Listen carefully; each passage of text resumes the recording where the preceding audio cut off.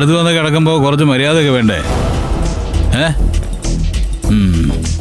താനാള് ശരിയല്ല കേട്ടോ നന്ദിനി, ഒട്ടും ശരിയല്ല. ഞാൻ പിന്നെ വിളിച്ചേൽപ്പിക്കണ്ടെന്ന് കരുതിയിട്ടാ. താൻ കിടന്ന് ഉറങ്ങ്. ഞാനേ ഒന്ന് ടോയ്ലറ്റിൽ പോയിട്ട് വന്നിട്ട് ബാക്കി പറയാം.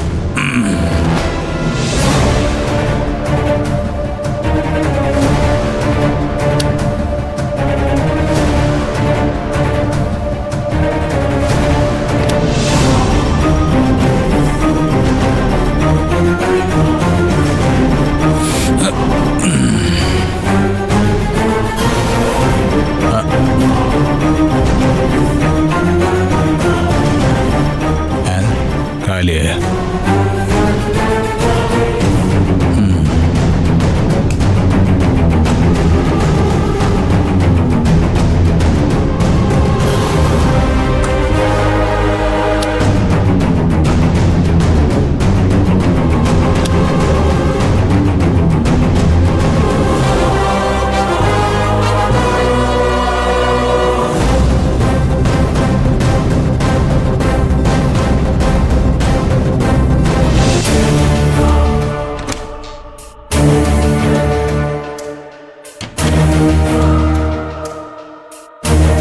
നന്ദിനി, നന്ദിനി, നന്ദിനി, നന്ദിനി.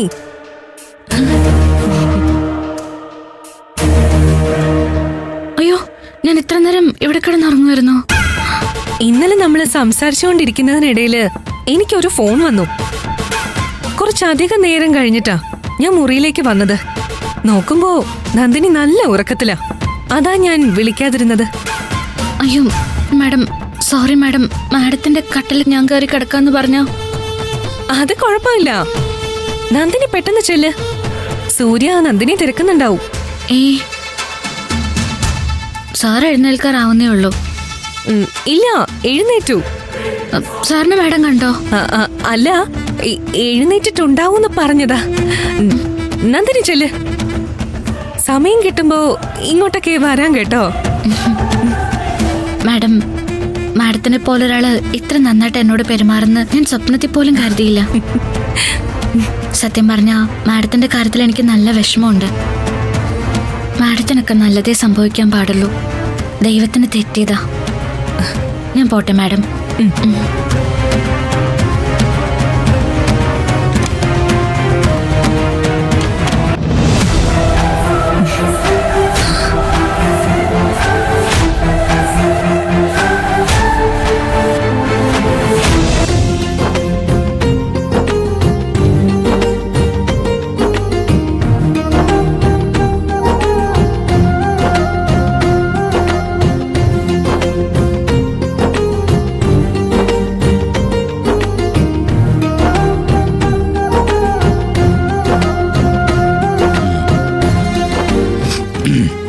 അതെ, ഒരു മുറിയിൽ രണ്ടുപേര് കിടന്നുറങ്ങുമ്പോൾ പാലിക്കേണ്ട ചില മര്യാദകളൊക്കെ ഉണ്ട്.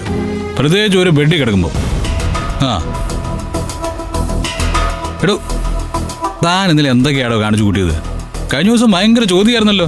ഞാൻ തന്നെ ഉറക്കത്തിൽ നോക്കിയോ, അടുത്ത് വന്നിരുന്നോ, എന്തെങ്കിലും ചെയ്തോന്നൊക്കെ. അല്ല, അതൊന്നും തനിക്ക് ബാധകമല്ലേ? സാർ എന്തൊക്കെയാ പറയുന്നേ? ഇന്നലെ താൻ എന്നോട് ചോദിച്ച അതേ ചോദ്യമാണ് എനിക്ക് തന്നോടും ചോദിക്കാനുള്ളത്. ഓ, ഉറക്കത്തിൽ താൻ എന്നെ എന്തൊക്കെ ചെയ്തു?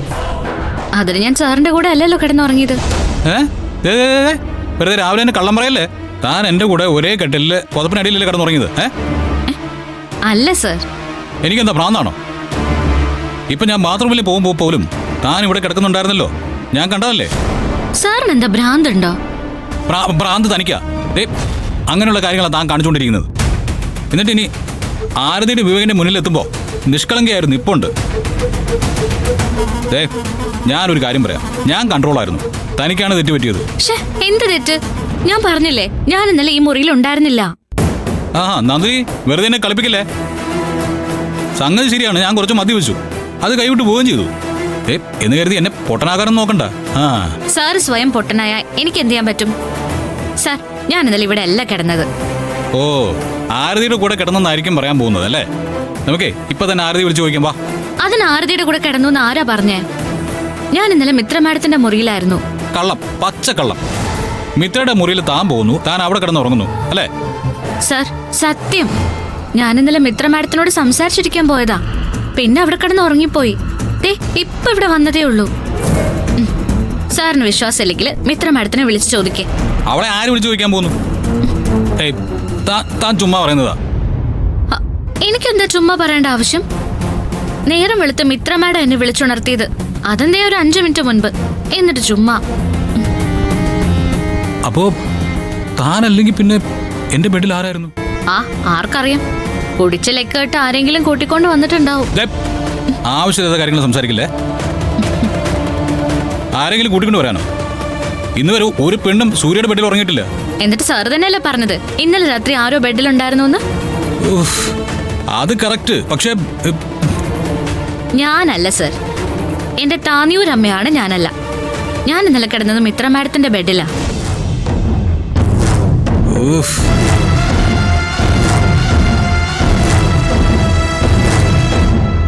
ഉണ്ടായിരുന്നല്ലോ. എടേ അത് ഓ സർ, എനിക്കൊന്നും പറയാനില്ല. ഞാനല്ല ഞാനല്ല ഞാനല്ല.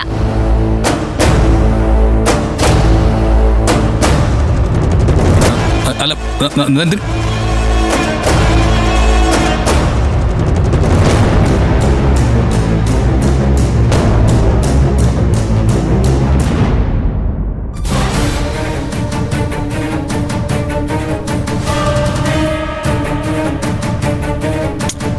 എടാ, എത്ര ആലോചിച്ചിട്ടും എനിക്ക് അങ്ങോട്ട് കണക്ട് ആവുന്നില്ല.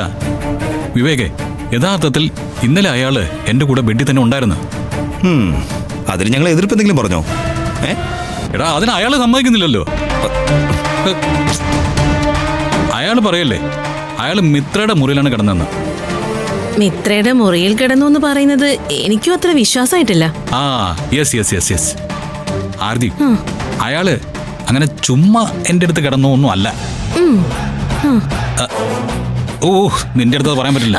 എടാ, അയാള് ചുമ്മാ കിടന്നൊന്നും അല്ല. ഈ രാത്രി കുറെ നേരം ആയപ്പോ ഈ ചവിട്ടി തൊഴി മുടിക്ക് പിടിച്ച് വലിക്കല്. ശരിക്കും? അടാ അതെന്നു. പക്ഷെ അപ്പോ അയാളുടെ സംശയം കേട്ടപ്പോ എനിക്ക് അങ്ങനെ മദ്യവെച്ചുകൊണ്ട് തോന്നിയതാ. അല്ല, അതെങ്ങനെ ശരിയാവും? വിട്ടുകളാ. നന്ദിനി എന്തോ പറയട്ടെ. ഈ പറയുന്ന ചവിട്ട്, കുത്ത്, മുടിക്ക് പിടിച്ച് വലിക്കൽ, ഇതൊക്കെ നടന്നു നിനക്ക് ഉറപ്പാണല്ലോ? എടാ ഉറപ്പ്. ആ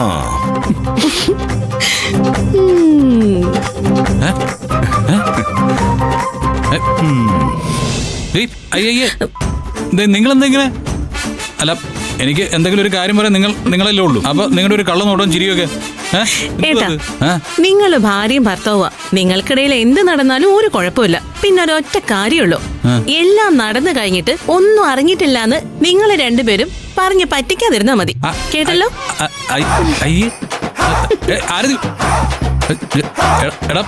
എടാ, അവളെന്താ ഉദ്ദേശിച്ചേ? എന്താ ഉദ്ദേശിച്ചേ? എടാ, അവളെന്താ ഉദ്ദേശിച്ചെന്ന്? എടാ, നിന്റെ അനിയത്തിയല്ലേ, നിനക്ക് ചോദിക്കായിരുന്നില്ലേ? അവളുടെ ഭർത്താവല്ലേ? നീ പറഞ്ഞാ മതി. എടാ, അവള് പറഞ്ഞതേ നിങ്ങൾ ഭാര്യയും ഭർത്താവുമാണ്. അപ്പൊ നിങ്ങൾ ഒന്നിച്ച് കിടന്നു എന്നത് ഒരു വിഷയമല്ല. അങ്ങനെ കിടക്കുന്നതിനിടയില് ഇടയിലെന്താ പറ ഇടയിലെന്താ? ഞാൻ പറഞ്ഞു കേട്ടല്ലോ. അതിൽ കൂടുതൽ അലങ്കാരം ചേർക്കണ്ട, മനസ്സിലായോ? ഇതാ കുഴപ്പം. സത്യത്തിലേ നിങ്ങൾ 2 പേർക്ക് നല്ല കള്ളത്തരമുണ്ട്. ഞങ്ങളെ ചുമ്മാ മണ്ടന്മാരാക്കിയാ നിങ്ങള്. എടാ അല്ലെന്ന്. ആണ്, എനിക്കറിയാം.